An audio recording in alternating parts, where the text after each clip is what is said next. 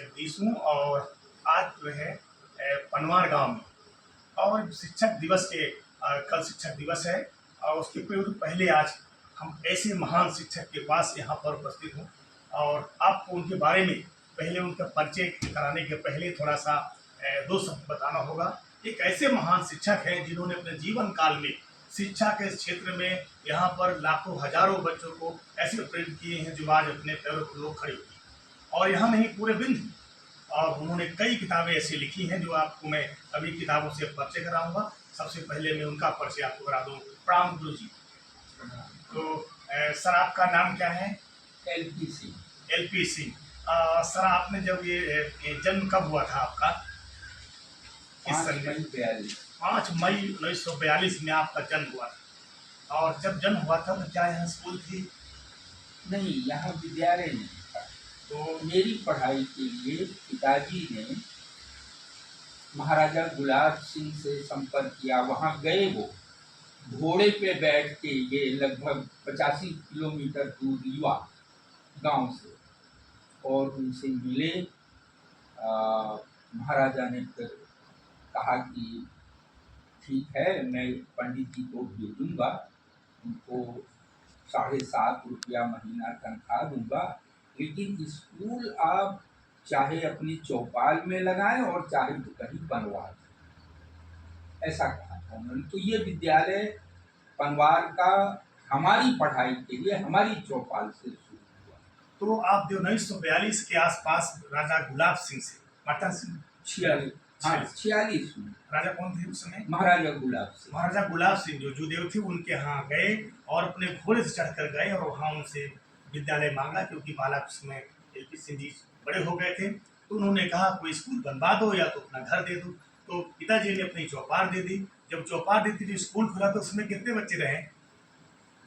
हम 5-7 लोग थे कुल शुरू में, पहले साल लोग रहे और वो लगातार जो है 4 से 5 साल तक वहाँ पर विद्यालय चला। और नहीं, कोई चौपाल दिया नहीं जाता था। वो चौपाल में गुरुजी खुद रहते भी थे, वहीं खाना पीना बनाते खाते थे, राशन पानी हमारे घर से मिलता था उनको, और चौपाल में बच्चे आके पढ़ते थे। ना कोई घंटी बजती थी, ना कोई टाइम टेबल था।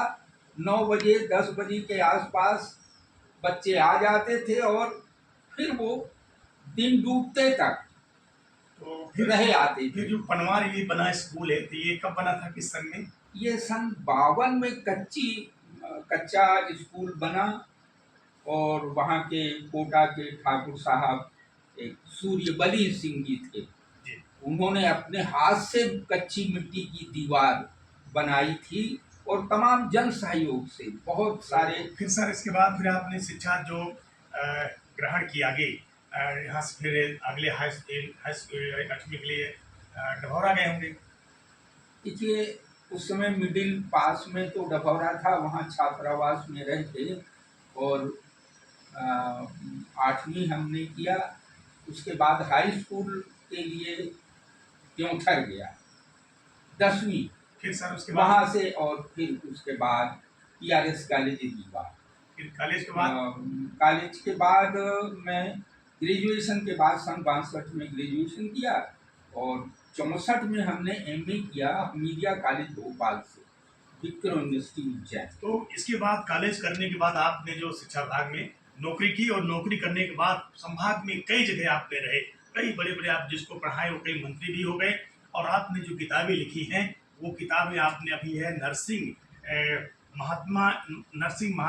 महात्मा कथा संग्रह है, आपने ये लिखी है। उसके बाद आपने सीधी के संत इंद्रजीत कुमार पर आपने एक किताब लिखी है, और परानु बाबा महात्मा कथा संग्रह भी लिखा है। और आप खुद एक पत्रिका निकालते थे किशोरी, जिसका खुद यहाँ पर आप कई लोग मिलके इसका संपादन खुद करते थे। और अभी आपने हिंदी में और ये गीता लिखी है। गीता की व्याख्या है सर, क्या है? गीता की व्याख्या जो ये बिल्कुल रफ से फेयर हो गई है, और अब इसको प्रिंट होना छपना है, और इन्होंने इस चीज लिखी है। तो अभी आपने जीवन काल में बहुत सारा इन्होंने काम किया है। एक शिक्षक होते भी आज भी ये बिल्कुल लोगों को पढ़ने पढ़ाने में प्रेरित करते हैं, और बिल्कुल आज तक लगातार शिक्षा की दृष्टि में लगे हुए। ये शिक्षक दिवस पर आपने ऐसे महान शिक्षक को हम लोगों ने आप मिलवाया, और एक सम्मान की ओर से हम लोग मिलते हैं बराबर, हम लोग को आज तक ज्ञान देते चले आए, हम प्रेरित करते हैं जहाँ कहीं मिलते हैं। ऐसे शिक्षक को हम लोग प्रणाम करते हैं। पुनः मिलूंगा, तब तक हमारे साथ बने रहे। मैं जगदीश, नमस्कार।